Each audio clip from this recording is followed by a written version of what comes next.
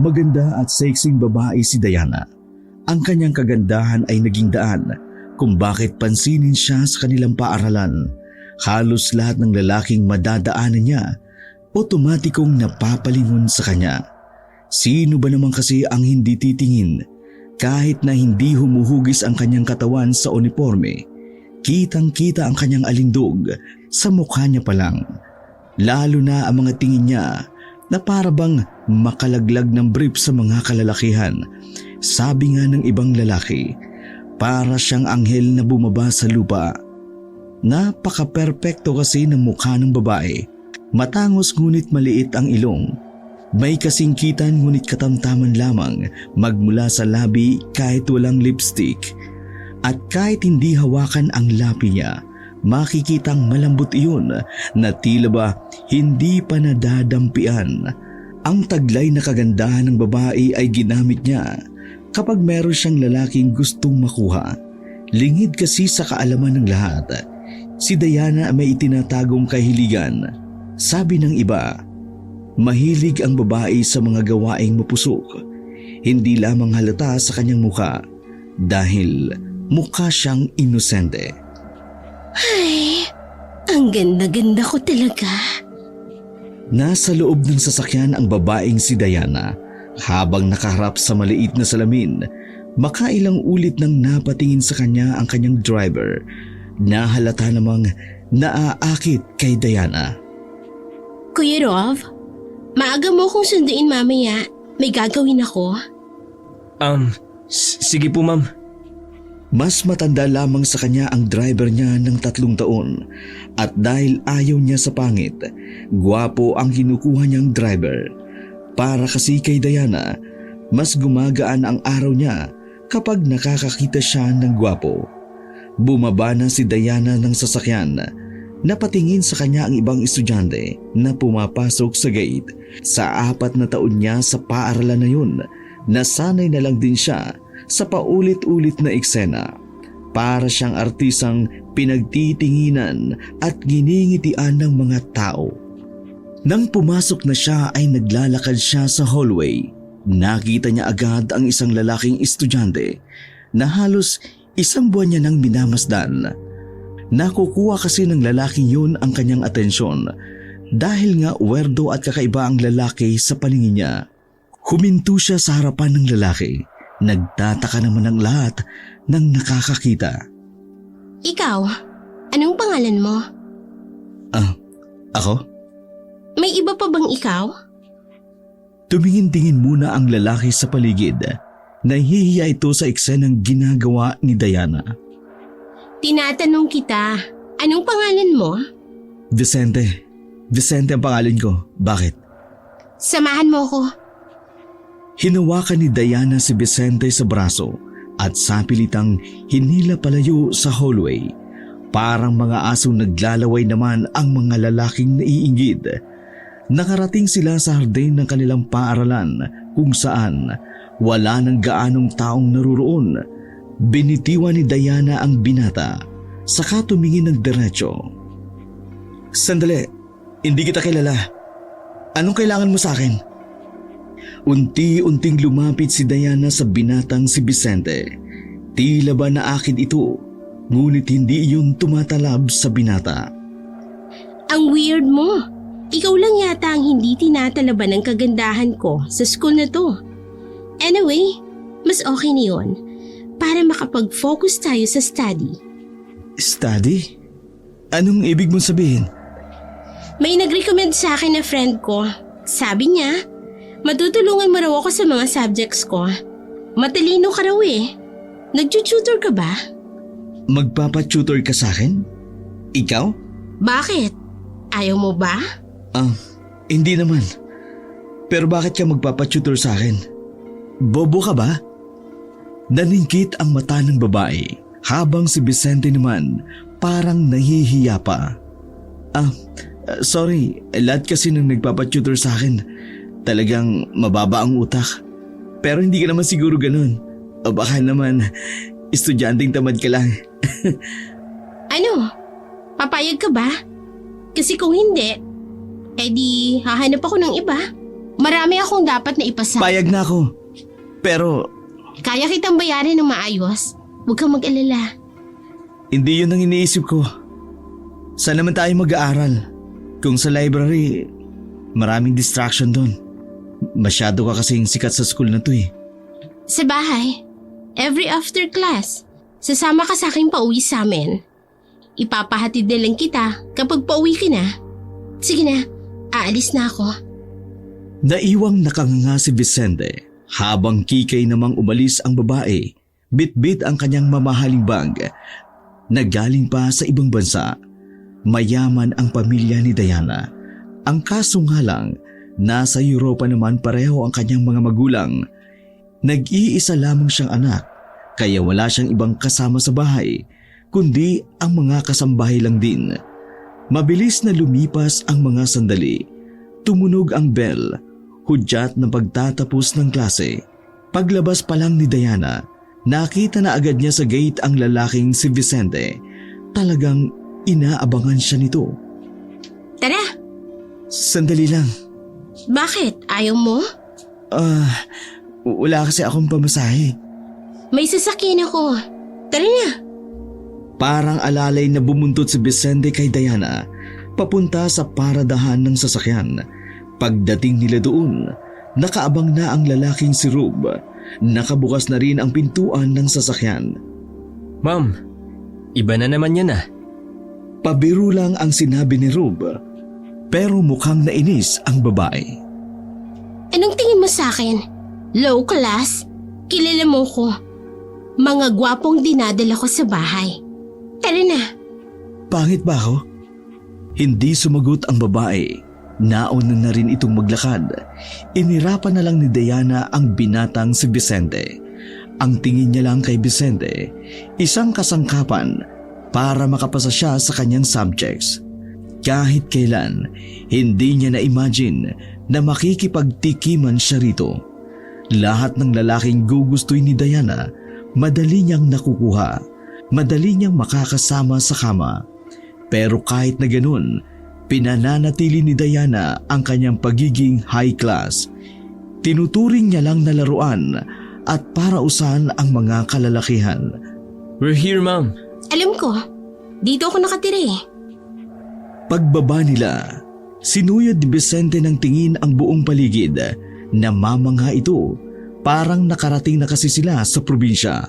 Marami kasing puno at parang ang bahay lang ni Diana ang naruroon sa lugar na yun. Grabe, dito ka nakatira? Ang layo naman, mahigit 1 oras din yung biyahe natin. Daldal mo. Sumunod ka sa akin. Hindi maiwasan ng binata ang mamangha sa laki at ganda ng bahay.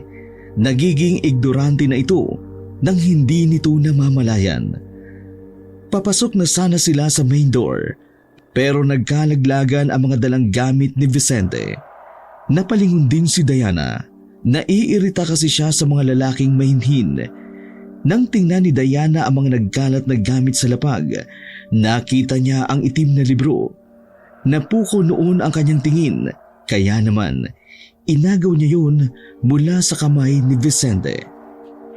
Wag mong basahin yan. Bakit wag? Baka lalo ka lamang mawerdoan sa akin. Tsaka, alam ko hindi yan yung mga libro na gusto mong basahin. Hindi nagpapigil ang babae. Binuklat nito ang libro. Sa unang pahina, nakita ni Diana ang pamagat na Aswang sa Probinsya. Hindi na nito binasa pa ang sumunod.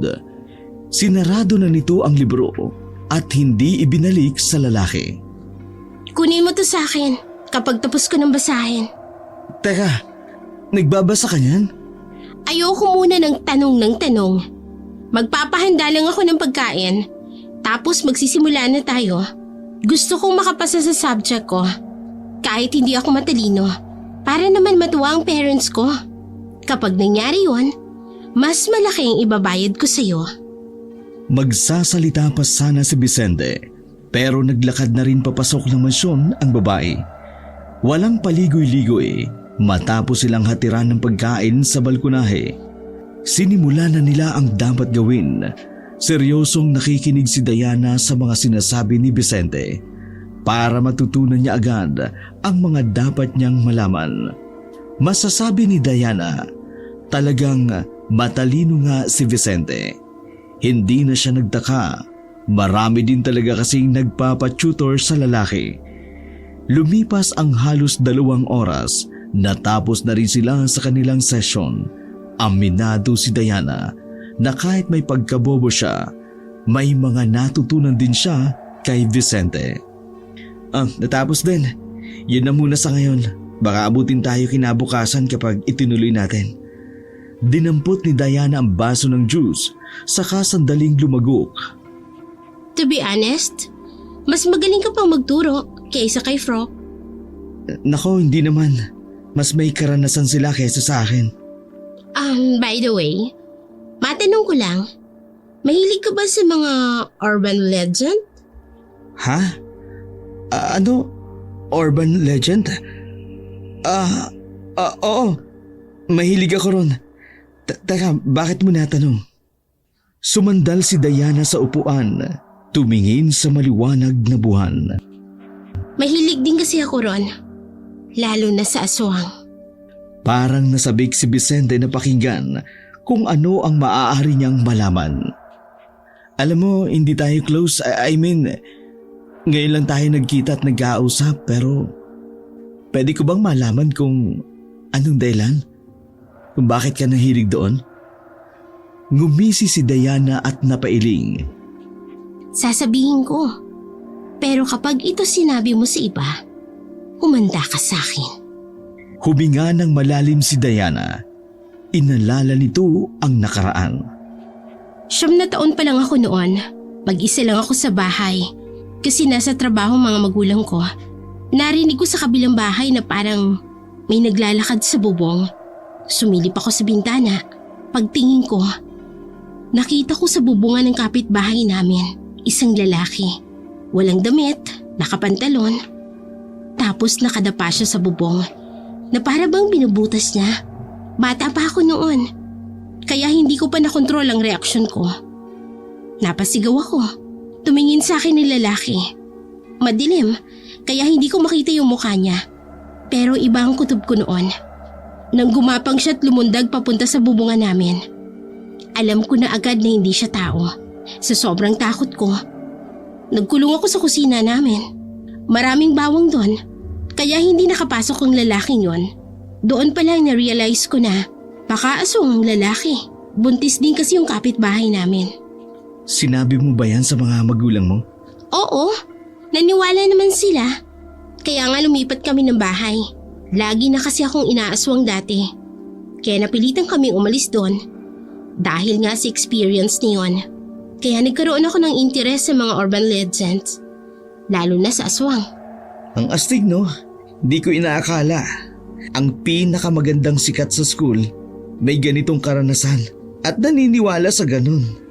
Akala ko, ako lang naniniwala dun. Natawa na lang ng mahina ang babae. Sa isip-isip niya, ayos din naman palang kausap si Vicente sa ganung bagay.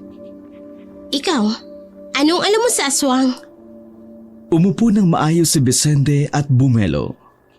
Marami silang uri. Tik-tik, wakwak, manananggal, abwak, basta marami. Pero ang mas nakatatakot, yung tik-tik. Kasi ang mga tik-tik, madalas sila nagkakagusto sa mga magagandang katulad mo. Baka nga tik-tik yung nakita mo nung bata ka pa eh.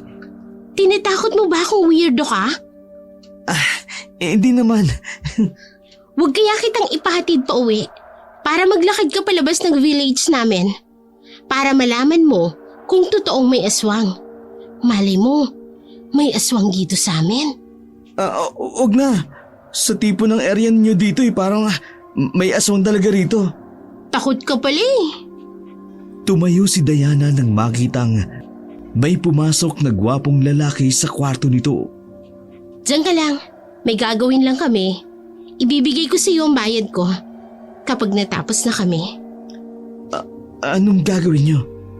Hindi na sumagot si Diana. Isinarado na lamang nito ang pinto ng balkonahe. Nakita na lang ni Vicente mula sa salamin na naghahalikan si Diana at ang gwapong lalaki sa silid. Sabi nila walang boyfriend to. Sino yun? Nanlaki ang mga mata ni Vicente nang makitang nagsimula na ngang magbakbakan sa loob. Tukaan ng tukaan ang dalawa habang si Vicente naman buhay na saksi lamang. Puro ungol at mura ang naririnig ni Vicente roon. Hindi siya mapakali.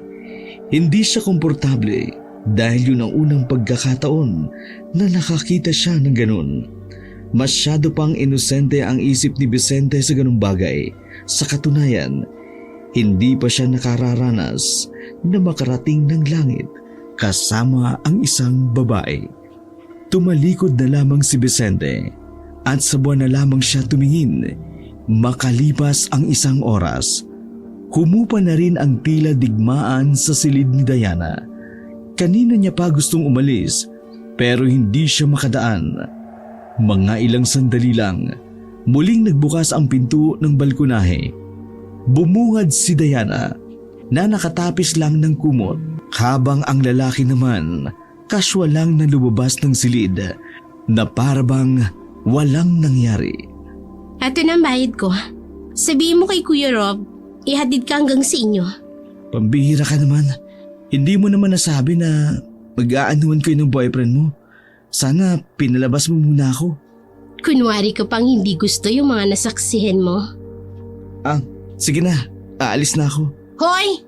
Araw-araw mo akong tutulungan. Baka nakakalimutan mo. Oo na. Oo na. Maputi din si Vicente kaya kitang-kita rin ang pamumula nito. Natawa na lang din si Diana. Muling huminga si Diana sa kanyang pagkakahawak sa kama. Sobrang gaan talaga ng ganyang pakiramdam kapag may naikakama siyang lalaki. Pinikit ni Diana ang kanyang mga mata. Hindi nito namamalayan, nakatulog na pala siya sa sobrang pagod. Nagising si Diana dahil sa malamig na hangin nagmumula sa nakabukas na balkonahe. Nagtaka ang babae. Sa pagkakatanda kasi ni Diana, naisara niya na ang balkonahe na yun. Bakit pa nakabukas ito? Kainis naman. Ang lamig-lamig eh. Walang kasuot-suot ang babae na bumangon. Kampante siyang wala namang makakakita sa kanya. Kahit pumunta pa siya ng balkonahe. Dumungaw siya roon, wala namang katao-tao. Pero nang nagbalik na siya at isinara ang balkonahe, nakarinig siya ng sitsit. Agad na nagtayuan ang kanyang mga balahibo. Natatakot kasi siya tuwing nakaririnig siya ng sitsit. Ganun na ganun ang narinig niya noong inaswang siya noon. Mabilis siyang pumasok ng silid. Nagmamadali siyang nagbihis. Kinuha niya rin ang cellphone. Tinawagan ang kanyang driver na si Rob. Kuya Rob, pakitingnan nga sa labas kung may ibang tao. Lumabas ng silid ang babae. Nakasalubong niya ang lalaking si Rob sa hagdanan. Ma'am, wala naman. May nararamdaman ako kanina. 3:00 na po ng madaling araw, ma'am. Wala na pong gising. Tulog na po ang mga kasambahay. Tayong dalawa na lang po. Hindi pa nakontento si Diana. Lumabas ito ng mansyon. Tiningnan ang paligid. Wala silang nakitang bakas pero hindi pa rin mawala ang takot ng babae. Bumalik ang kanyang trauma noong bata pa siya. Ma'am, di po kaya guni-guni niyo lang? O kaya naalimpungatan lang po kayo? Napabuntong hininga ang babae. Pinagpalagay na lamang niya na guni-guni niya lang ang mga narinig. Ay, siguro nga guni-guni ko na nga lang. O ikaw, bakit gising ka pa? Tinawagan niyo po ako, ma'am eh. Pasensya na. Sige na, matulog ka na ulit. Tumango na lamang ang lalaking si Rob. Bumaba ito ng hagdan habang si Diana naman napaupo na lamang sa baitang at napailing. Tama, hindi na ako inaaswang. Bata pa ako noon at wala na yun ngayon. Huwag kang mag-isip ng kung ano-ano, Diana. Parang tangang kinakausap ni Diana ang kanyang sarili. 1 buwan ang nakalilipas. mas naging madalas ang pag-uusap at pagkikita ni Diana at ng werdong si Vicente.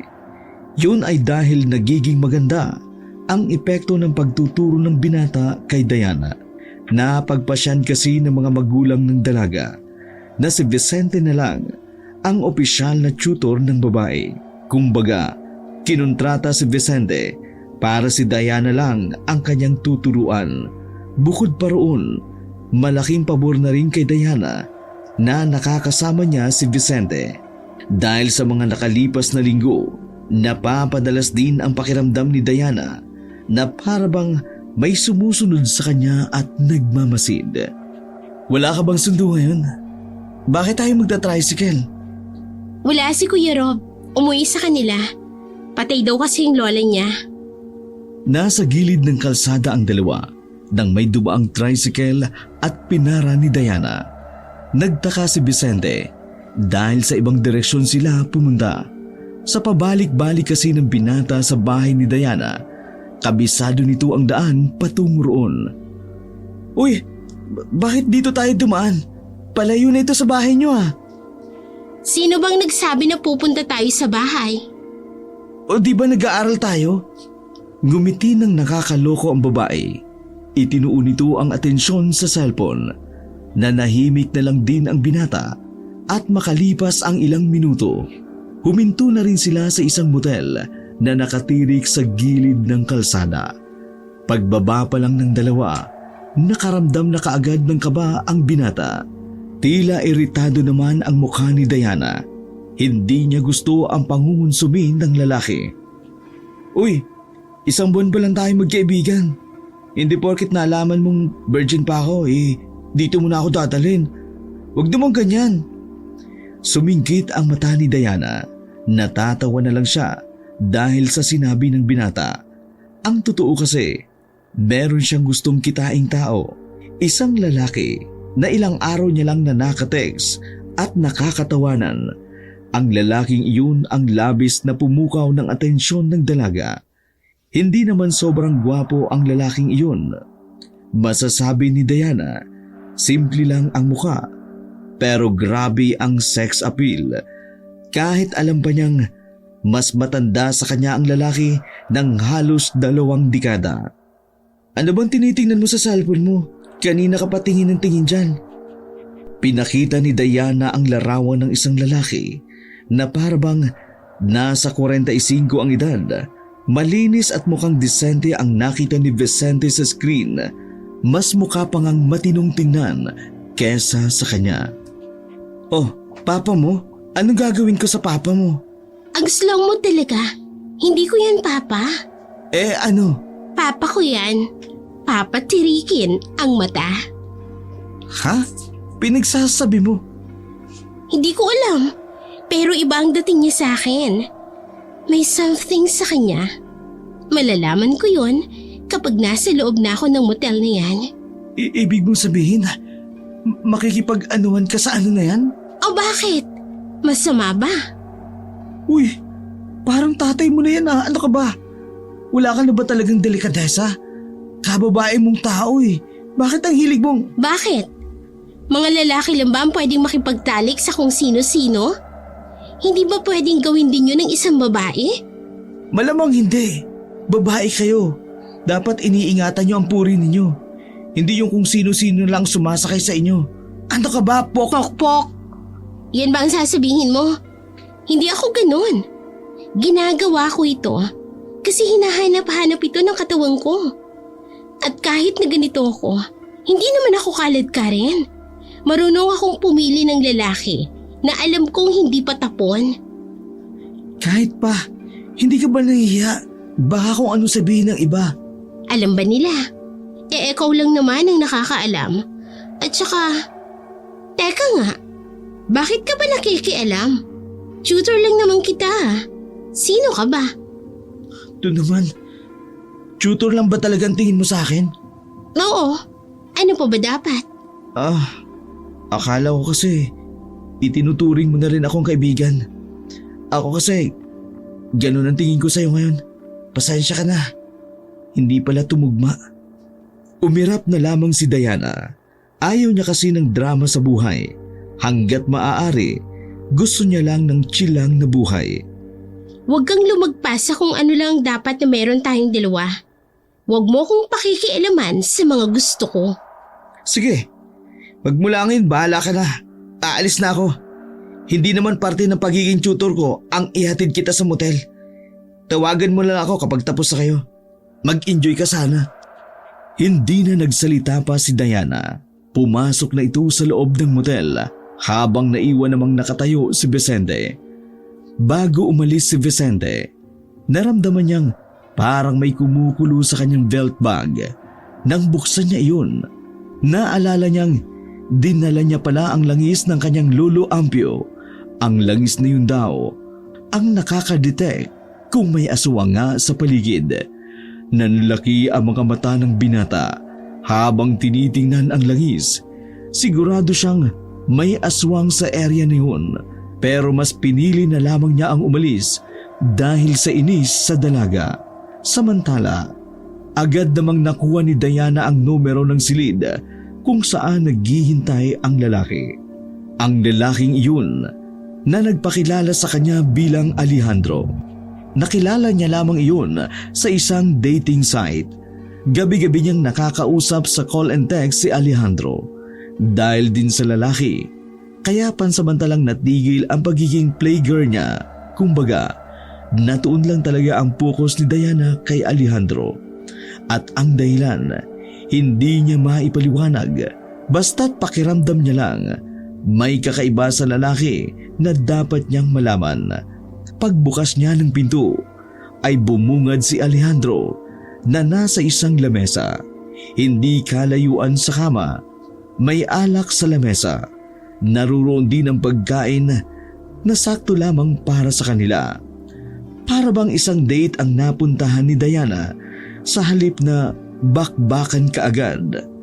Lumapit agad si Alejandro sa kanya at inalalayang makaupo. Nice to see you again, Diana. Pero, eto ang una nating pagkikita. Tama ba ako? Ang ibig kong sabihin parang nakita na kita noon. You look so familiar. Ngumiti si Diana. Parang pamilyar ka rin sa akin. Hindi yung mukha, pero yung presensya mo. Parang nagkita na tayo somewhere. I just can't remember. Nakakatawa, diba? Pero ang mahalaga, komportable tayo sa isa't isa. Gumulong ng gumulong ang usapan ng dalawa hanggang sa hindi na malaya ni Diana. Nalilibang na pala siya. Sobrang gaan ng kanyang pakiramdam sa lalaking si Alejandro. Hindi niya maintindihan kung dahil ba namimiss niya lang ang kanyang ama o sadyang apektado siya sa appeal ng lalaki. Sa tuwing titingnan kasi ni Alejandro, bumibilis ang tibok ng puso niya. Sa palingin niya, parang kasing edad lamang niya si Alejandro. Matapos ang oras nila sa hotel, dismayado si Diana. Wala namang kasing nangyari sa kanilang dalawa. Puro kwentuhan lang. I can drive you home. Hindi. Okay lang akong mag-isa. May magsusundo naman sa akin. Boyfriend? Hindi. Driver ko. I see. So, mauna na ako. Thank you for tonight. Ingat ka sa pag-uwi. Salamat din, Diana. You made my night. Send me a message kapag nakauwi ka na. Tumango na lamang si Diana. Pinagmasdan na lamang niyang sumakay si Alejandro saka umalis. Kainis. Wala nga pala si Kuya Rob. Paano ko uuwi nito? Sa mga ganoong oras, pahirapan ang makahanap ng sasakyan. 12:00 na rin kasi ng madaling araw. Nahihiyari naman siyang pabalikin si Alejandro dahil malayo pa ang uuwian noon. Well, wala naman akong magagawa. Kailangan kong maglakad. Malapit lang naman rito yung sakayan ng tricycle pabayan. Sana mayroon pa. Mag-isang naglalakad ang babae sa gilid ng kalsada. Ang inaakala niyang malapit lang na terminal, malayo pala kung lalakarin. Tila ba nagsisisi ang babae sa ginawa niyang desisyon. Lumingon siya sa likuran nang maramdaman niyang may sumusunod sa kanya. Sa mga ganoong pagkakataon, mas lumalabas ang pakiramdam ni Diana, lalo na kapag kinakabahan. Dinukot niya sa bag ang ballpen na maaari niyang ipangsaksak dahil sa kaba, para bang wala ng espiritu ng alak sa kanyang katawan. Kinakabahan si Diana noong mga sandaling iyon. Mas nakadagdag ba sa pagkabahala niya ang ideyang walang ibang naroon kundi siya lamang. Kung sino ka man, pwede kitang pagbigyan. Huwag mo lang akong saktan. Nilakasan na lamang ni Diana ang loob na sabihin iyon. Sa isip-isip niya kasi, baka may manyakis na nakasunod sa kanya. Nang wala namang tumutugon, nagmamadaling maglakad na lang ang babae. Halos matapilok pa siya dahil sa taas ng kanyang takon. Makailang ulit na rin siyang napalunok. Kahit hindi siya paladasal, bigla na lamang nakabisado niya ang ama namin. Kung sino-sinong santo na rin ang kanyang tinatawag. Napatili si Diana nang may humawak sa kanyang balikat. Nasa aktong sasaksakin niya sana ng ballpen na yun. Nang mapagtantong si Vicente pala yun, agad niyang pinagpapalo ng kanyang shoulder bag ang lalaki sa sobrang inis. Walang hiya ka? Tinakot mo ko eh. Ano bang ginagawa mo? At bakit mo ko sinusundan? Aatakihin ako sa puso dahil sa'yo. Galing ako sa bahay niyo. Ang tagal mo umuwi. Kaya binalikan kita rito. Nag-alala kasi ako eh. Hindi ka nagre-reply. Pero pagpunta ko ng motel, wala ka na daw dun. Kaya dito na ako pumunta. Naisip ko kasi baka naglakad ka since wala ka namang masasakyan. Pero hindi kita sinusundan ha. Kaya nang matanaw kita, tumakbo agad ako. Hindi mo ko sinusundan. Patago-tago ka pa nga. Uy, hindi ah. Nung matanaw kita, lumapit ka agad ako. Bakit naman ako magtatago? Hindi ikaw yung nakasunod sa akin? Meron ba? Kanina, ramdam ko. Alam mo kanina bago ako umalis, may aswang sa area ng motel. Napahaplos ka agad ng braso si Diana. Sa halip na humupa ang kaba niya dahil sa kasama niya, parang mas lalo pa yatang lumala. Aswang? Paano mo nalaman na may aswang doon? Imbento ka ha? Inilabas ni Vicente ang langis na nasa garapon. Pinakita lang ito ng lalaki kay Diana. Salubong naman ang kilay niya nang hawakan yun. Ano to? Bagoong alamang? Baliw, langis nga yan. Kapag may aswang sa paligid, mga 10 metro ang distansya, kukulo yan. Yan ba yung nabanggit dun sa libro na binasa ko? Tumango si Vicente bilang pagsang-ayon. Pero parang imposible na may aswang sa motel na yun. Ano yun, naka-check-in? Utak mo talaga may ubo. Tara na nga, baka mamaya niyan may aswang din sa kalyang ito. Naglakad na ang dalawa paalis. Alerto lamang sila sa kanilang dinaraanan. Dahil kahit pa may mga poste naman ng ilaw, hindi pa rin sila kampante. Paano ka pala nakabalik? May sasakyan akong tricycle. Ibinaba agad ako sa kaligitnaan lang, kaya tinakbo ko na lang pabalik ng motel. Dapat hindi ka na bumalik. Bukas na lang tayo mag-aral. Ngumisi si Vicente na parabang nainsulto ito. Hindi naman yun ang iniisip ko. Alam mo, wala kasi akong tiwala sa lalaki mo. Parang unang tingin ko pa lang parang may gagawing hindi maganda. Vicente? Oo na, hindi na ako makikialam. Hindi ka pa nga nagpapasalamat na may kasabay ka na ngayon. Eddie, thank you! Lumipas ang mga sandali. Natanaw na rin ng dalawa ang terminal ng tricycle. Kaso sa kasamaang palad, wala ni isang tricycle ang naroon. Napakunot na lamang ng ulo si Vicente. Ano gagawin natin ngayon? Wala namang masasakyan. Umupo ang dalawa sa mahabang upuan na bakal. Nasa ilalim sila ng poste habang sinusuyod ng tingin ang paligid. Wala tayong magagawa. Maghihintay tayo na may mapadaan na tricycle. Huminga na lamang ng malalim si Diana. Kahit paano, nakahinga na rin siya ng maluwag. Palihim siyang umiti at nagpasalamat sa binatang si Vicente. Kung minsan, naiisip niyang paanong nakakatiis si Vicente sa ugali niya. Wala ka bang pamilya? Ikinagulat ng binata ang tanong na yon. Hindi nito inaasahan na magiging interesado ito sa kanya. Meron pero wala sila. Ha? Meron pero wala? Ibig kong sabihin wala na sila. Patay na. Pero nananatili pa rin sila sa puso ko. Kaya pakiramdam ko, may pamilya pa rin ako. Bahagyang lumungkot ang mukha ng binata. Tinapik naman ni Diana ang balikat ni Vicente. Anong nangyari? Yung papa ko nakulong. Napagbintang ang magnanakaw. Namatay siya sa kulungan dahil sa bugbog. Yung mama ko naman, nabaliw nang mawala si papa. Tapos kalaon na nun ano siya? Tumalon siya sa tulay. Narinig na lamang ni Diana na sumisinghot-singhot na si Vicente na nakayuko pa ito. Sorry, hindi ko na pala dapat tinanong. Kaya nga nagsisikap ako sa buhay. Kasi si Lolo Ambio na lang ang kasama ko. Gusto kong suklian ang paghihirap niya sa akin. Kinakaya ko lahat ng pambubuli, panlalait, pambabaliwala.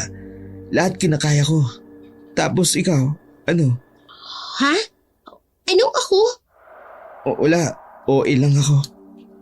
Umupo na lang muli si Vicente at huminga ng malalim. Pero ang mahalaga, mabuti kang tao, Vicente. Kahit dumaan ka sa hirap, wala kang inaapakang tao, ay di laban lang. Niinggit nga ako sa'yo kasi wala kang iintindihin sa buhay. Ang ganda mo kasi, tsaka sexy pa. Hindi nga lang matalino pero mayaman naman kayo.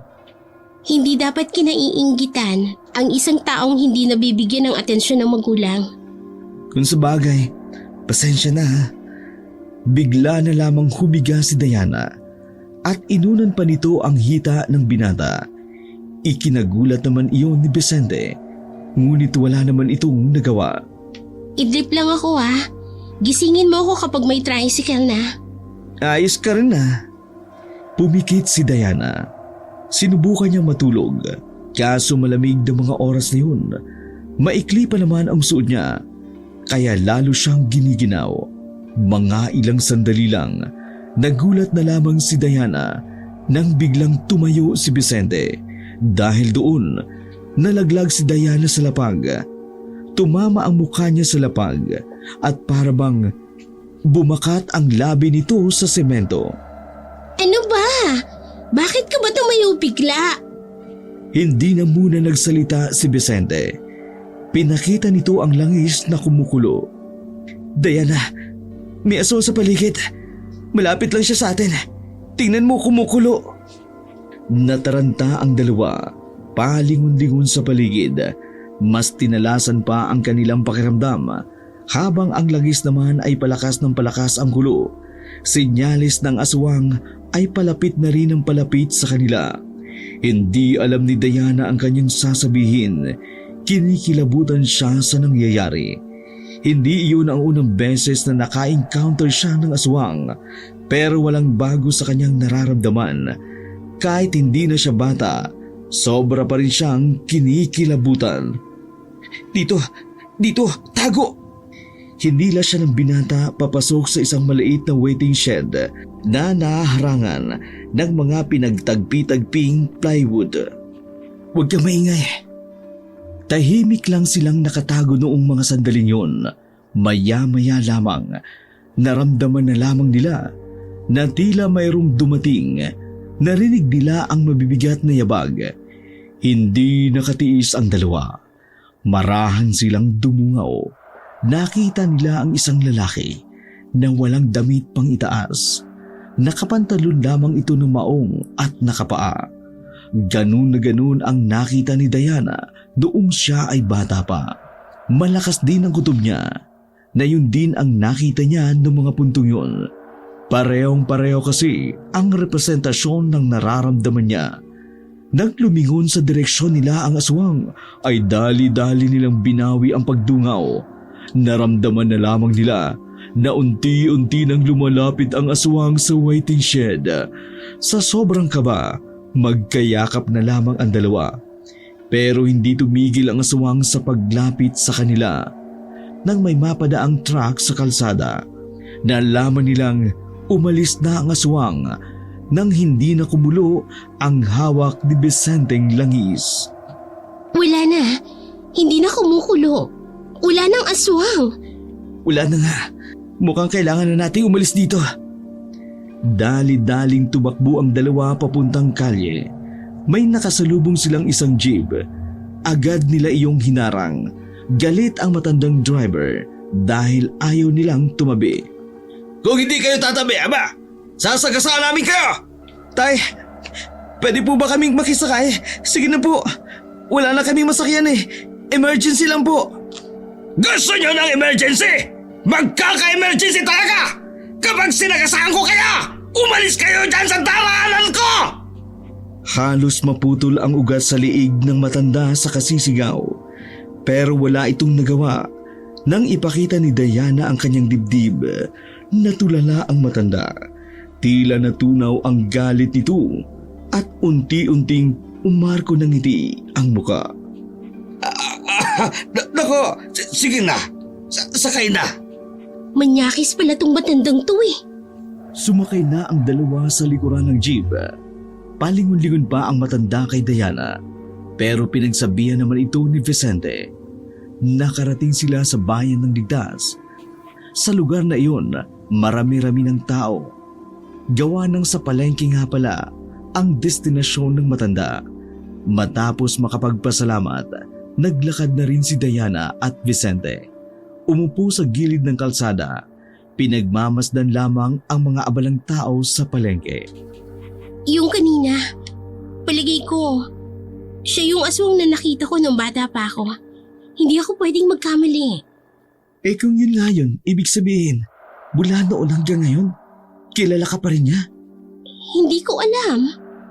Kinaumagahan, nakarating na ang dalawa sa kanilang mansyon. Walang katao-tao. Tanging sila lang dalawa. Pinalayas na kasi ni Diana ang kasambahay. Nabwisit siya dahil puro lang kaartihan ang ginagawa. Magpahinga ka na lang sa kabilang kwarto. Sige na, iidlip na muna ako.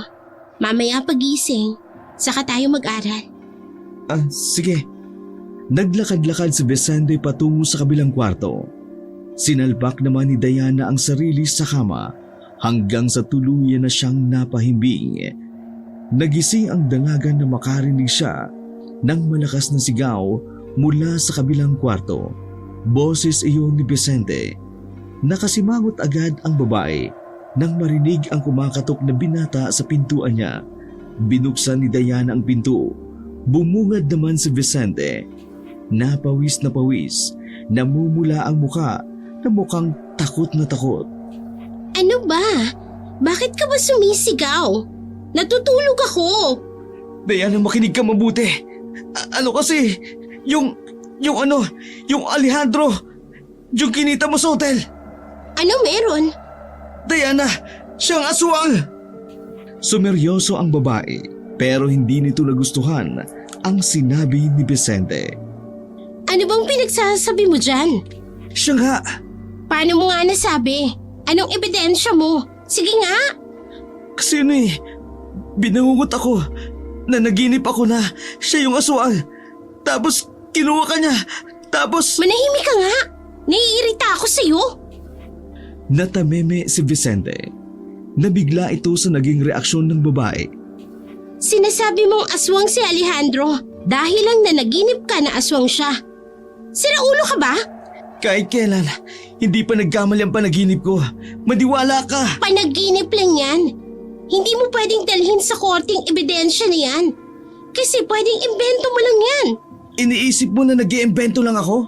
Oo, papansin ka eh. Sa weirdo mong yan, hindi malabong gumagawa ka ng kwento para mas mapalapit sa akin. Nakakairita na. Mula nang makasama kita, parang lalong naguluhan ako sa buhay ko. Sunod-sunod ang aberya sa buhay ko, Vicente. Tapos ngayon, nakita mong masaya ako kay Alejandro, gagawa ka na naman ng kung ano-anong kwento. Napaka-sincere ng tao. Hindi mo kasi matanggap na kahit nasa 40s na siya, mukha pa siyang bata kaysa sa'yo. Ikaw? Pangit? Ganun ba? Nerd? Word? Badoy! Corny! Yun bang sasabihin mo? Sandaling natahimik si Diana. Magkasunod na bundong hininga ang kanyang pinakawalan. Concern lang naman ako sa'yo eh. Kung ayaw mong may pangit na concern sa'yo, napakasimple lang naman eh. Sirain natin ang kontrata sa tutoring ko sa'yo.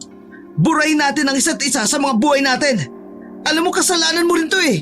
Tahimik lang naman ang buhay ko nung wala ka. Tamang pasok, uwi, kain, nood, tutor sa mga bubong estudyante. Tapos tamang nood ng bold. Pero isang araw lumapit ka sa akin. Parang laruan mo lang akong kinuha. Dinaan mo ko sa ganda na porket maganda ka, dapat makuha mo kagad ang approval ko. Pumayag ako maging tutor mo. Wala eh, ang ganda mo eh. Tapos ngayon, tingin mo lang sa akin kasangkapan na kapag kailangan mo, dapat nandyan ako at magagamit mo. Naging tao ako habang pinakikisamahan kita. Trinato naman kita ng tama. Kahit binababoy mo lang sarili mo, pilit kong itinataas ang respeto ko sa'yo na pilit mo namang binababa. Masaya akong sabay tayo nag-aaral dito sa bahay mo. Lahat ng yon, hindi ko pinagsisisihan. Kahit pati sarili ko, napapabayaan ko na sa kaisip ko. At kaintindi ko sa'yo, kahit na… Hindi ko naman sinabi na itrato mo ko sa kung anong gusto mo. Ginusto mo yan. Sinabi ko sa'yo na huwag kang lalagpas sa boundary natin. Pero lumagpas na ako eh. Habang tumatagal, iba na ang tingin ko sa'yo. Nahuhulog ang loob ko sa'yo. Lahat ng yon, nahuhulog na ako. Lahat ng yung ginagawa ko kasi parang mahal na yata kita eh. Para bang may dumaang anghel dahil ang mga sandaling yun, namayani ang katahimikan. Pumasok ang malamig na simoy ng hangin mula sa balkonahe na nakadagdag naman sa dramang namamagitan sa kanilang dalawa. Sa ginawang pagtatapat ng binata, napangisi at napatawa na lamang si Diana. Hindi niya kasi kailanman nakita si Vicente bilang lalaki sa buhay niya. Sorry, pero hindi kita type. Pwede kitang ituring na kaibigan. Pero suklian yung pagmamahal mo? Never! Hindi kita nakikitang lalaki na makakasama ko. Eh kasi pangit ako. Oo, kasi pangit ka. Masaya ka na ba? Paano ako magiging masaya kung pagiging ang pangit lang naman pala ang problema? Tapos ngayon iiyak ka. Ay di ba yun ang gusto mong marinig? Alam mo ang problema sa'yo? Pangit din ang tingin mo sa sarili mo. Kaya pangit din ang tingin sa'yo ng mga tao. Tapos maninisi ka sa iba na hindi ka magustuhan kasi pangit ka. Kasalanan mo yun. Kasi ayaw mong ayusin ang sarili mo. Kunwari ka pa? Kahit siguro aswang basta gwapo, papatulan mo. Oo. Total ganun naman kababang tingin mo sa akin, di ba? Kahit aswang basta gwapo, sige. Kahit basurero basta gwapo, sige. Kahit mamamatay tao basta gwapo, sige lang. Lahat sasakyan ko basta gwapo. O ano? Happy ka na? Umalis ka na. Ayoko nang makita ka kahit kailan. At kalimutan na natin ang isa't isa. Mas maganda pang magpakain sa aswang kaysa magpakain sa'yo. Padabog na isinarado ni Diana ang pinto. Nagbagsakan pa ang mga nakasabit. Sa unang pagkakataon, naramdaman na lamang ni Diana ang pagtulo ng kanyang luha. Hindi niya inaakala na ganun ang magiging impact sa kanya ng mga sinabi ni Vicente. Dinampot na lamang ni Diana ang kanyang cellphone. Makikipagkita na lamang siya kay Alejandro. Pagdating ng tanghali, umalis siya ng mansyon. 12:00 na nagkita sila ni Alejandro sa plaza. Hindi siya pumasok noon para lang makipaglandian. Gusto niyang libangin ang sarili niya para lamang makalimot. 4:00 na ng hapon, niyaya ni Alejandro si Diana sa bahay nito. Agad din namang pumayag ang dalaga nang hindi man lang nag-iisip. Mag-isa ka lang dito? Kararating lang ng dalawa matapos ang halos 1 oras na biyahe. Medyo nakaka-relax ang lugar na yon dahil puro puno ang nasa paligid. Sa ibang sabi, nasa liblib na parte ang bahay na yon. Kasama ko rito noon yung ex-wife ko. Nag-asawa siya ng iba kaya mag-isa na lamang ako. Huwag kang mag-alala. Matagal na yun, kaya wala na akong sabit. Hindi ko naman iniisip yon. Pinaupo na muna ni Alejandro ang dalaga sa sofa at kinuha ang bag nito saka iniligay sa kabilang sofa. Pasensya ka na, ang layo ng bahay ko. Ganitong lugar kasi ang gusto ko. Tahimik, malayo sa ingay at sariwa ang hangin. Naku, ayos lang naman. Masaya nga ako kasi nakaka-relax dito. Dito ka lang. Ipagluluto kita ng makakain. Sige, maraming salamat. Kasyual na nagtungo ang lalaki sa kusina. Napatingin pa si Diana roon. Kahit anong gawin niya, hindi niya talaga nakikitaan ng pagiging aswang si Alejandro. Malayong malayo sa sinabi ni Vicente. Para sa kanya, marahil gumagawa lamang ng kwento si Vicente para layuan niya si Alejandro. Kung totoo man ang panaginip na yun, hindi niya yun dapat isipin dahil panaginip lamang iyon. Habang abala ang lalaking si Alejandro, sinuyod naman ni Diana ang tingin sa paligid ng bahay. Saka lamang niya napansin na parang ang dilim. Hindi dahil sa walang ilaw o mahina ang liwanag, kundi dahil na rin sa mga disenyo ng bahay na halos lahat ay kulay itim. Napukaw ang atensyon ni Diana sa isang maliit na ribulto na nakapatong sa antigong lamesa sa gilid. Ang maliit na ribulto na yon ay may pakpak, sungay at kakaiba ang pagkakahulma ng mukha. Ang weird din pala ng taste ni Alejandro sa interior design. Siguro dahil may edad na din siya. Bumalik na rin siya sa sofa. Ang lahat ng kanyang napansin ay pinagsawalang bahala na lamang niya. Hindi na siya nag-isip ng kung ano-ano pa dahil katwiran niya sa sarili niya. Naroon siya para makapag-relax at para na rin mailabas ang init ng katawan. Kalahating oras na ang lumilipas. Natapos na rin ang niluluto ni Alejandro. Sabay na silang kumain sa lamesa. Graduating ka, di ba? Oo. Ang bata mo pa. Pero bakit interesado ka sa akin? Malapit na ako mag-50. Mas may bata pa naman dyan, di ba? Sawa na ako sa mas bata. Gusto ko namang makatikim ng matanda. Kakaiba ka rin ah. You're so wild. Napangiti na lamang si Diana.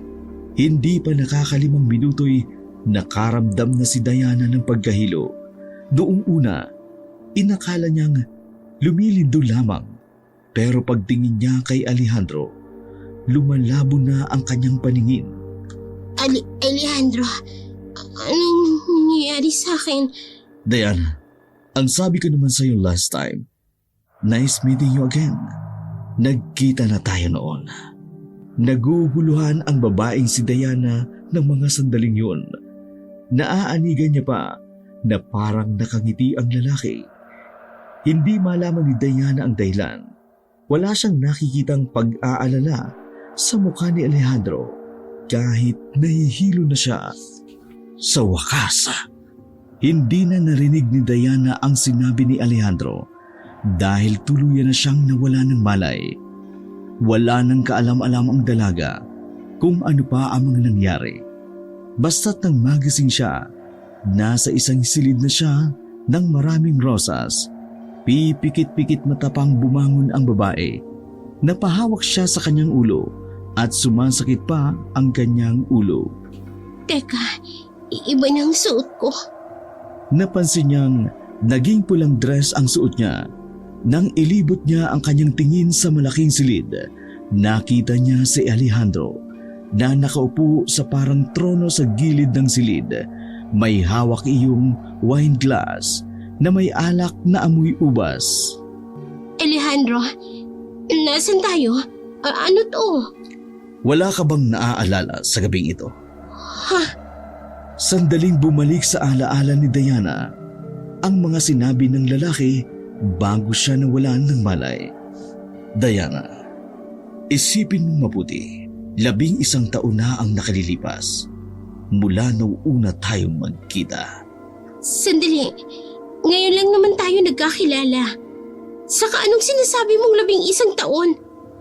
9 years old pa lang ako noon.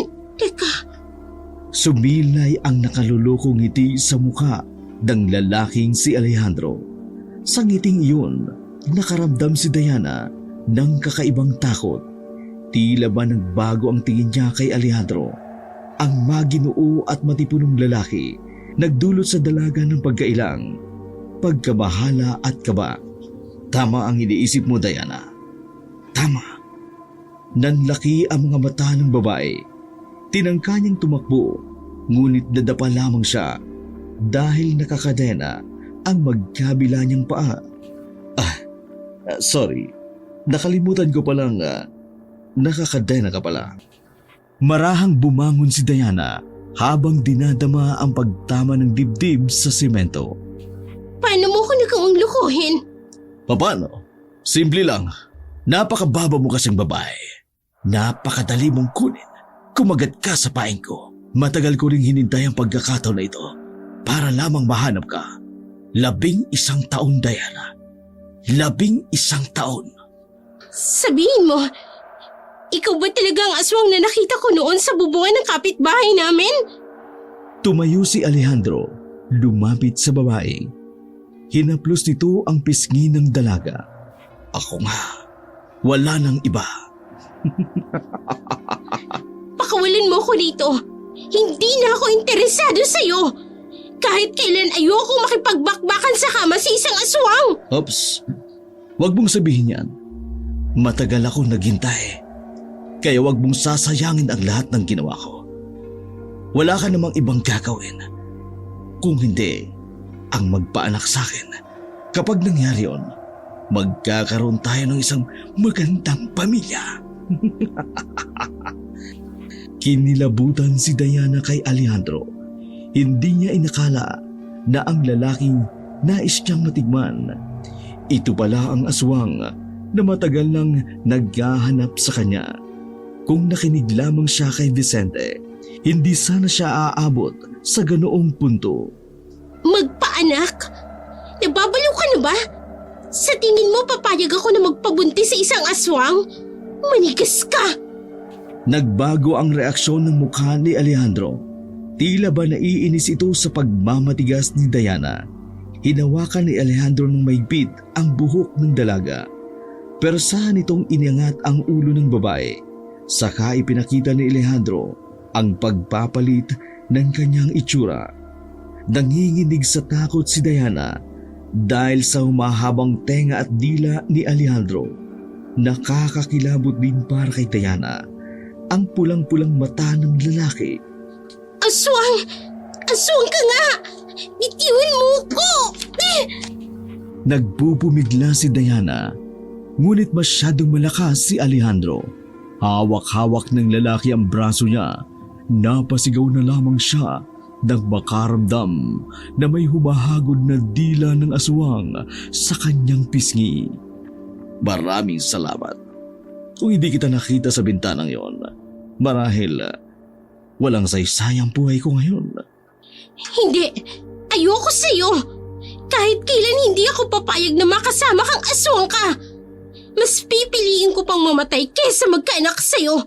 Mas pipiliin ko pang mabaog kaysa makabuo ng isa na ikaw ang ama! At sinong gusto mo? Yung kaibigan mo yon? Siya ba? Gusto mo bang patayin ko na lamang siya? Ilalabas ko ang lamang loob niya at ibibigay ko sa'yo! Nang sa ganon, wala nang maging hadlang sa pagsasama natin! Nababaliw ka na! Totoo nga na ang mga aswang, sira-ulot mga baliw! Pero bago yun, gusto kong gawin muna natin ang matagal ko nang pinapangarap. Ang matikman ka sa kabilugan ng buwan. Lalong nanlamig sa kaba nang sapilitan na siyang itayo ni Alejandro. Lumitaw-litaw ang dila ng lalaki na siyang nagpatayo sa balahibo ni Diana. Tinulak ni Alejandro ang babae hanggang bumagsak si Diana sa kama na puno ng rosas. Isa-isa nang inalis ni Alejandro ang kanyang kasuotan. Sa kauna-unahang pagkakataon, wala man lang naramdamang init sa katawan si Diana. Ang tanging nasa sistema niya ay takot at kaba. Pangamba na baka magtagumpay si Alejandro sa nais nitong gawin sa kanya. Aalisin ko ang kadena mo para naman maipakita mo sa akin na mas wild ka pa sa aswang na katulad ko. Walang kahirap-hirap na sinira ng lalaki ang kadena habang si Diana naman nakasiksik sa pinakadulong parte ng kama. Wag! Lumayo ka sa akin! Aswang ka! Tumawa lamang ng tumawa si Alejandro. Tumulo pa ang malapot na laway nito sa kama. Tara na, Diana. Gumawa na tayo ng anak. Isang tao, isang aswang. Hindi mo ba iniisip ko ano magiging kalalabasan? Gumawa kayong mag-isa mo! Hindi. Kasama kitang gagawa. Dahil ikaw ang magiging ina ng mga anak ko. Tumigil ka! Menopause ka na! Sinipa ni Diana ang mukha ni Alejandro. Sinamantala niya iyon para tumakbo sa pintuan. Nabuksan niya iyon pero sa kasamaang palad, nahawakan na siya ng lalaki sa damit. Malakas siyang hinila pabalik ng kama na parang isa lamang siyang papel. Ang ayaw ko sa lahat, yung masyado akong binibitin. Sira ulo ka din no? Nung una nating pagkikita, gusto kong may mangyari sa atin. Pero ayaw mo. Tapos ngayon maglalaway ka dyan. Buwang ka ba? Hindi naman kabilugan ng buwan noon. Ngayon, bilog na bilog ang buwan. Tamang oras para gumawa ng sanggol na aswang. Muling lumapit si Alejandro. Pumaibabaw ito sa dalaga. Wala nang magawa si Diana ng mga sandaling yun, kundi ang sumigaw na lamang ng sumigaw. Vicente! Tila ba nagkaroon ng himala nang tawagin niya ang pangalan ng binata. Biglang napaalis si Alejandro sa kanyang ibabaw nang may pumalo sa likuran nito. Nakalimutan mo yata isara ang pinto, aswang. Kasama ni Vicente ang lulo nito, isang magsasaka na minsan kumalaban na ng aswang. Ikaw! Layuan mo ang babae yan! Krasya na nga po ko! Lolo naman, para naman kayong timang. Nang maglabas ng itak ang matandang si Ambio, tila na alarma ang aswang. Ngunit ganun pa man, hindi umatras si Alejandro. Sa halip, mas lalo pa nitong binago ang anyo. Anong akala nyo? Makukuha nyo sa akin ang babaeng ito? Tigilan mo na yan, Alejandro! Matanda ka na! Magbukos ka na lang kung kailan ka mamamatay! Ikaw ang manahimik! Mas matanda ako sa'yo! Pero mas mukha ka pang 50 kaysa sa akin! Natameme si Vicente sa kanyang narinig. Pero nang dahil doon, mas lalong lumakas ang kalooban ng lalaki. Agad namang tumayo si Diana. Pumunta sa likuran ng maglolo. Umalis na tayo rito. Nakakatakot siya. Apo, iha, mauna na kayong lumabas. Ako nang bahala sa isang ito. Sumang-ayon si Diana at Vicente. Hinanap ng matanda ang aswang na si Alejandro. Tumakbo naman agad palabas ng bahay ang dalawa. Paano mo nalaman na nandito ako? Nung natutulog ka, nilagyan ko ng tracker ang cellphone mo. Para kung sakaling mawala ka, alam ko kung saan ka pupuntahan. Palihim na humanga ang babaeng si Diana. Hindi niya inakala na si Vicente ang magliligtas sa kanya sa dami-dami ng lalaking nakilala niya. Mas malaki at maskulado ang katawan. Si Vicente pa talaga, napatpatin ang katawan ang kasama niya ngayon. Hawak-hawak ang kamay habang tumatakbo. Sandali! Huminto saglit. Bakit? May natapakan ako. Nang ilawan ni Vicente ang cellphone, nakita niyang dumudugo ang paa ng babae. Pasanin mo ko, dali! Hindi na hinintay pa ni Dianang pumayag ang binata. Pumasa na siya agad sa likod nito. Muling tumakbo si Vicente palayo. Hindi man lang nabibigatan sa babae. Sadyang naiilang lang siya sa kanyang nararamdaman. Diana, wag mo masyadong idikit ang dede mo. Naiilang ako eh. Nag-iinarte ka pa. Nakita mo na nga yan. Bilisan mo! Nang medyo makalayo-layo na, tumigil na muna ang dalawa. Pumila si Vicente ng tela at itinapal iyon sa babae. Sigurado ka ba na ayos lang ang lolo mo ron? Huminga ng malalim si Vicente. Ayos lang yun. Kayang-kaya niya yun. Eh kapag namatay, di deads. Paliw ka? Ganun naman ang buhay, di ba? Kung oras mo na talaga. Vicente, gusto ko sanang umingi ng paumanhin sa mga nasabi ko. Ay, iyaan mo na yun. Pinatawad na kita. Bago pa kami nagpunta dito ng lolo. Magsasalita pa sana ang babae nang maramdaman nilang para bang may tao sa paligid. Kinuha ni Vicente ang malaking flashlight na nasa kanyang bag. Nang maitapat niya iyon sa kaliwang banda, nakita niya sa gilid ng puno ang isang lalaking nakatayo roon, naglalaway ng kulay itim na likido. Litaw na litaw ang mahaba nitong dila. Anong akala niyo sa akin? Matatalo ako na matandang yon? Agad nang marang si Vicente kay Diana. Ano nangyari kay Lolo? Ano pa nga ba? Nakita mo naman na nandito ako at wala siya, di ba? Dumukot naman si Vicente ng kung ano sa kanyang bag. Nakuha niya roon ang isang kutsilyo na ginamit niyang pambalat ng mangga. Tumakbo na lang kaya tayo. Nanginginig naman ang kamay ng babae ng dahil sa takot. Pinagpapawisan na rin ang singid nito dahil sa labis na kaba. Hindi pwede. Masusundan niya pa rin tayo. Wala tayong ibang choice kundi harapin ang bokong na to. Kaya mo ba? Tig-aalala ko para sa'yo. Kakayanin ko. Para sa'yo, Diana. Bahagyang pinalayo ni Vicente ang babae. Pumorma naman si Vicente gamit lamang ang pangkaraniwang kutsilyo. Sigurado ka ba na lalaban ka sa akin? Yan lang ang hawak mo? Baka naman nakakalimutan mo. Mangga lang ang kayang hiwain, hindi aswang! Pwes, ikaw ang unang aswang na gagawin kong mangga! Tila ba na insulto si Alejandro sa narinig? Mabilis na inatake ng aswang ang binata. Di hamak na mas malakas si Alejandro kay Vicente. Kaya naman, nabalibag dito si Vicente pabalik kay Diana. Vicente! Bumangon agad ang binata, kahit na masakit pa ang likuran nito. Ayos lang ako. Malayo naman sa bituka. Malayo ba sa bituka? O gusto mo bang ilapit para mas mapadali ang buhay mo? Ikaw lang ang aswang na madaldal na nakilala ko. Buong tapang na umatake si Vicente, pero dahil wala naman itong kaalaman sa pakikipag-away, napabagsak din ito ni Alejandro. Hindi ka obra sa akin! Lampa! Tinapakan na lamang ng aswang ang ulo ni Vicente habang nakahiga ito sa lupa. Tama na! Ako lang naman ang kailangan mo, di ba? Huwag mo na siyang saktan!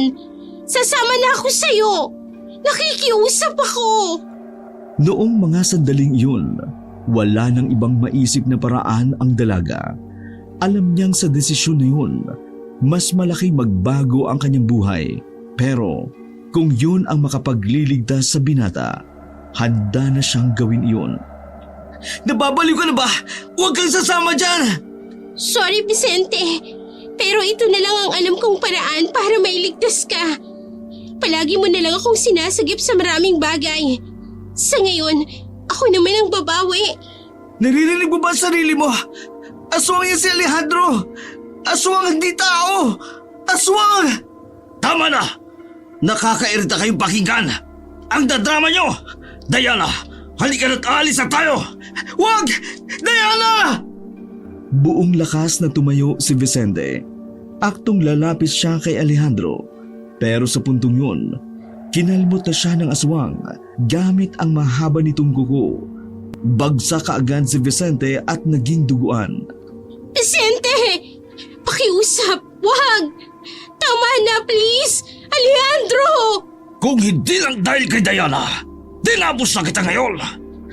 Mas gugustuhin ko pa mamatay kaysa makitang ikaw ang kasama ng babae yan! Nagawa ulit tumayo ni Vicente. Sa pagkakataong iyon, naitarak niya ang kutsilyo sa liig ni Alejandro. Nagpagewang-gewang si Alejandro dahil doon. Iika-ika namang nilapitan ni Vicente ang dalagang si Diana. Ang daldal mo kasi! Buti nga sa'yo. Pero ikinagulat ni Diana at Vicente ang makitang hinugot lang ni Alejandro ang kutsilyo. Anong tingin mo sa akin? Bata, madali lang mapatay ng lintik ng kutsilyo na ito. Aswang ako. Hindi ako katulad mo na mahinang nilalang. Paggewang-gewang na tumakbo ang aswang papalapit sa kanila. Pero bago pa man iyon makalapit, sumubsob na si Alejandro sa kanilang harapan. Napakapit na lamang si Diana sa braso ng binata. Nakita nilang may nakatarak ng palaso sa ulo ng aswang. Inilawan naman nila agad kung saan nagmula ang palaso. Lo, Lumapit ang matandang si Mang Apio sa kanila na wala man lang kagalos-galos. Akala po namin na paano na kayo? Anong napano? Lintik niyang aswang na yan. Tinakasan ako. Naduwag ata sa akin. Kayo ba? Ayos lang ba kayo? Si Vicente po, maraming galos. Sige, susunugin ko na lang ang aswang na ito at uuwi na rin tayo. At nang magamot kayong dalawa. Tinabunan na maglolo ng tuyong dahon ang katawan ni Alejandro. Saka lamang nila iyon sinilaban.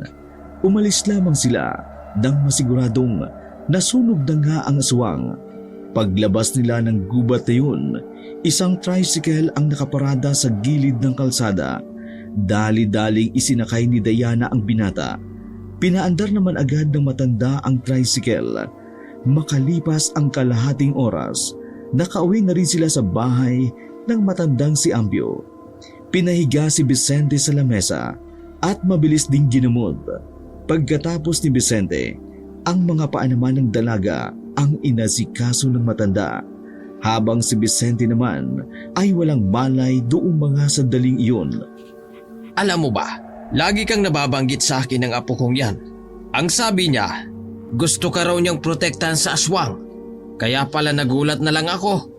Nagpapaturo sa akin kung paano makipaglaban. Sa kasamang palad, hindi siya natuto. Sadyang pang-eskwela lang yata ang talino ng batang ito eh. Tiningnan ni Diana ang nagpapahingang si Vicente. Sa kanya lamang nabigyan ng pansin ang lahat ng ginawa ng binata para sa kanya. Iha, kalma ka na ha. Patay na ang aswang na matagal nang naghahanap sa'yo. Marami pong salamat sa inyo. Ako ang dapat magpasalamat. Kasi sa huling sandali ko rito sa mundo, nagawa ko pang makatulong. Sa totoo lang po, marami na akong nasabing masasakit na salita kay Vicente. Nahihiya ako. Kung sino pa ang hindi ko pinahalagahan, siya pa ang tumulong sa akin. Iha, pinatawad ka na ni Vicente. Kaya patawarin mo na rin ang sarili mo. Mas magiging masaya siya kapag ganon. Alam mo, kapag nakita mo na ang taong laging nandyan sa liwanag at sa dilim ng buhay mo, ibig sabihin, iyon na yon. Ha? Huwag mo nang hahayaang makawala pa. Si Vicente. Sa mga sandaling iyon, saka lamang napagtanto ng dalaga na hindi niya pala kayang mawala si Vicente sa buhay niya. Sa kanyang pag-iisa, ang binata lamang ang tanging karamay niya kahit isang buwan pa lamang silang magkakilala.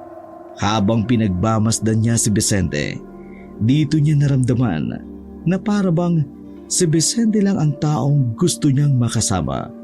Kinabukasan, paggising ng binata, kinausap agad ito ng dalaga. Nagkaayos sila. Magmula noon, mas naging maganda ang pagsasama ng dalawa. Tumagal ng halos 1 oras ang panliligaw ni Vicente at sinagot rin siya agad.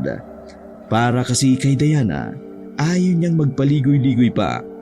Wala na siyang pakialam kung hindi kasing gwapo o kasing macho ng iba si Vicente.